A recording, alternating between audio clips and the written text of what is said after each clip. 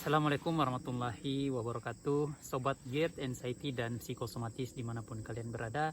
Senang sekali bisa berjumpa kembali pada edisi kali ini. Dan hari ini teman-teman, kita akan membahas lagi seputaran asam lambung, GERD, Anxiety, dan Psikosomatis.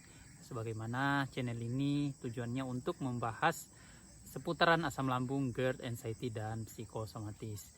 Semoga apa yang saya share ke kalian terkait dengan asam lambung, GERD, anxiety, dan psikosomatis ini bisa menjadi jalan atau jawaban dari doa-doa kalian, dan insya Allah kalian bisa membaik dan insya Allah bisa sampai sembuh total. Amin. Teman-teman, sobat GERD, anxiety, dan psikosomatis, hari ini kita akan membahas tentang sensasi di perut yang memang ini tuh setiap harinya kita nggak nyaman teman-teman ya. Karena setiap hari penderita asam lambung, GERD, anxiety, dan psikosomatis ini pasti setiap hari perutnya itu rasanya nggak nyaman teman-teman. Karena juga dulu saya ngalamin. Sebelum kita membahas lebih lanjut teman-teman, saya harap kalian itu nonton videonya jangan di skip. Biar video ini teman-teman kalian paham, apa yang saya sampaikan kalian paham, dan tidak akan terjadi misinformasi di antara kita.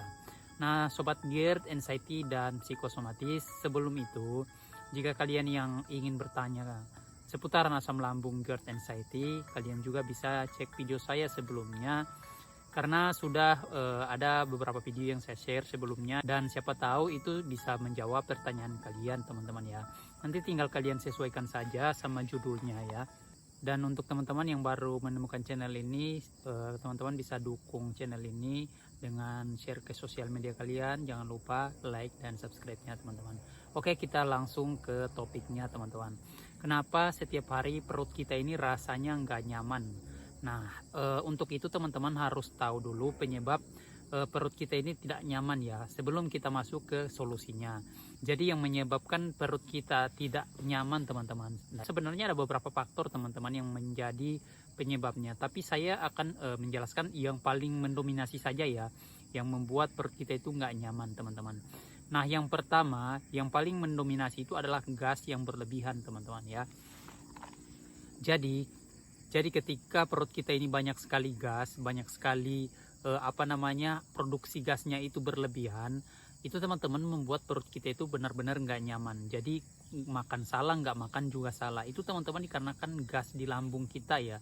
Dan yang berikut teman-teman, ketika gas kita berlebihan produksi gasnya, itu juga akan mempengaruhi organ tubuh yang lain teman-teman. Jadi organ tubuh lain juga ikut-ikutan nggak nyaman teman-teman, dikarenakan gas ini ya. Tidak hanya perut saja, tapi memang yang paling mendominasi yaitu perut ya. Kenapa saya katakan perut? Karena ya memang awalnya produksi gasnya di situ teman-teman, di lambung kita, dan itu adalah hal yang sangat wajar sekali. Nah, sobat GERD, anxiety, dan psikosomatis, pertanyaannya berikut, apa yang membuat gas itu berlebihan dan kenapa ini terjadi setiap hari? Yang pertama teman-teman bisa dari faktor makanan ya. Makanan-makanan yang olahan tepungan, makanan yang mengandung pengawet tinggi, atau minuman-minuman yang berkarbonasi ya, soda-soda dan lain sebagainya. Itu teman-teman bisa menjadi pemicu. Kopi, teh, kebanyakan gorengan, kebanyakan minyak rafinasi, itu juga berpotensi menyebabkan gas teman-teman. Kemudian teman-teman, yang menyebabkan juga ketika kalian mempunyai tipikal lambung yang itu cenderung dingin ya, kalian jangan terlalu berlebihan mengkonsumsi sayur-sayuran dan buah-buahan teman-teman ya. Bagaimana caranya saya mengetahui kondisi lambung saya itu dingin atau tidak? Nah, kalian bisa merasakan teman-teman ketika kalian memang banyak lendirnya atau lidahnya mungkin pucat, itu berarti cenderung kalian itu dingin ya teman-teman, tipikal lambungnya, karena memang mesti lidah kalian itu pucat, atau kalian juga bisa banyak memproduksi lendir teman-teman ya. Dan itu kalau kalian keringatnya dingin teman-teman, itu menandakan kalau bisa jadi kalian itu mempunyai tipikal lambung yang dingin. Dan kalian hindari terlalu banyak berlebihan buah-buahan sama sayur-sayuran teman-teman. Justru ketika kalian terlalu banyak buah dan sayur, malah tidak seimbang dengan gizi yang kalian butuhkan seharusnya ya. Kalau kalian mempunyai masalah dalam penyerapan teman-teman, kalian jangan hanya terlalu fokus ke buah sayur teman-teman ya. Kalian harus perhatikan juga proteinnya teman-teman, telurnya, dagingnya teman-teman ya. Ya daging apa yang aman dulu teman-teman. Kalian mau makan yang ayam boleh, kalau kalian ingin daging sapi, daging kambing boleh, tapi kalian harus sebisa mungkin memasaknya itu jangan sampai dia alot, benar-benar alot ya, karena memang kalian juga mengalami masalah dalam penyerapan. Jadi sebisa mungkin ya, dan dijaga juga batasannya ya teman-teman ya. Jangan langsung digas teman-teman, kalian harus bertahap ya. Kalian boleh makan ya, tapi kalian harus secara bertahap, dari yang sedikit lama-lama itu kalian bisa tingkatin jumlahnya, porsinya, tentu dengan batasan-batasan. Tapi ingat teman-teman, jangan sampai ketika kalian makan sayur sama buah ini justru malah mendominasi kebutuhan kalian seperti protein, karena struktur tubuh kita ini teman-teman itu sangat membutuhkan protein untuk energi kita teman-teman ya. Jadi seperti itu. Nah yang berikut yang membuat perut kalian gak nyaman itu adalah kalian kurang gerak teman-teman. Makanya kalian harus sering gerak ya. Manakala kalian sering murung, nggak mau hanya terus-terusan rebahan, ini membuat sirkulasi darah kalian itu jadinya vakum teman-teman ya, dan tubuh kalian juga sakit-sakitan ya, otomatis perut kalian itu juga nggak nyaman teman-teman, karena peredaran darah kalian itu nggak lancar teman-teman ya, seperti itu. Ditambah lagi dengan kalian yang mungkin terlalu cemas tinggi, banyak pikiran, stres ya, ini juga membuat perut kalian nggak nyaman teman-teman ya. Dia ya karena memang sistem otak kita ini punya saraf yang terhubung sampai ke organ pencernaan kita, seperti itu. Nah jadi saya sarankan ke kalian untuk bisa sebisa mungkin untuk bisa beraktivitas teman-teman. Nah pertanyaannya, apakah ini berbahaya ketika kalian setiap hari ngerasain gak nyaman di perut? Ini sama sekali gak berbahaya teman-teman, ini hanya gangguan saja teman-teman. Aktivitas kita itu hanya terganggu saja, ketidaknyamanan itu menghantui kita setiap hari ya, hanya sudah paling maksimal itu kita nggak nyaman, hanya itu saja teman-teman ya.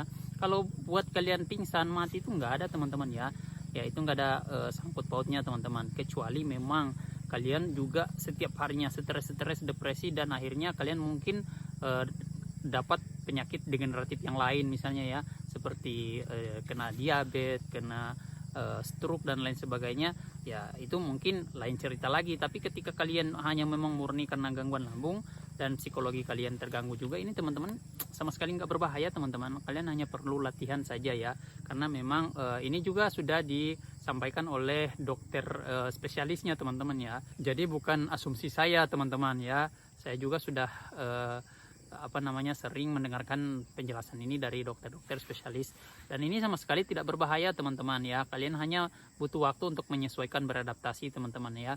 Jadi kalian itu coba makan makanan yang memang kalian anggap itu aman untuk kalian makan aja itu teman-teman ya. Jangan terbebani dengan apa yang kalian makan ya, jangan terbebani dengan kok saya makannya ini aja itu aja ya. Ya lewati dulu teman-teman itu ya. Dan kalaupun kalian ingin mencoba sesuatu, kalian boleh coba teman-teman, tapi ingat jangan berlebihan. Dan ingat ketika kalian mencoba sesuatu, kalian harus pastikan teman-teman dengan mental yang kuat.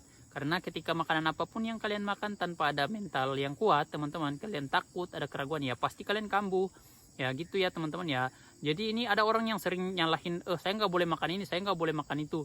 Nah padahal teman-teman, makanan itu boleh dia makan, karena sebelum makan dia udah anxiety, udah parno duluan ya, wajar saja dia kumat teman-teman ya, karena sebelum makan aja dia udah banyak pikiran, udah takut teman-teman ya. Jadi nantinya kalian malah trauma teman-teman, jadinya nggak makan-makan dong kalau kayak gitu ya. Jadi fobia makanan apa-apa ditakutkan ya teman-teman ya, jadi seperti itu. Nah kalau baru sekali kalian coba terus nggak nyaman ya, belum tentu ya teman-teman itu penyebabnya. Kalian bisa coba lagi teman-teman, minimal sampai 3 kali kalian coba. Kalau memang habis itu nggak nyaman, berarti memang kalian nggak sebentar ini nggak boleh makan itu dulu teman-teman. Jadi seperti itu, pintar-pintarlah memilih ya teman-teman ya.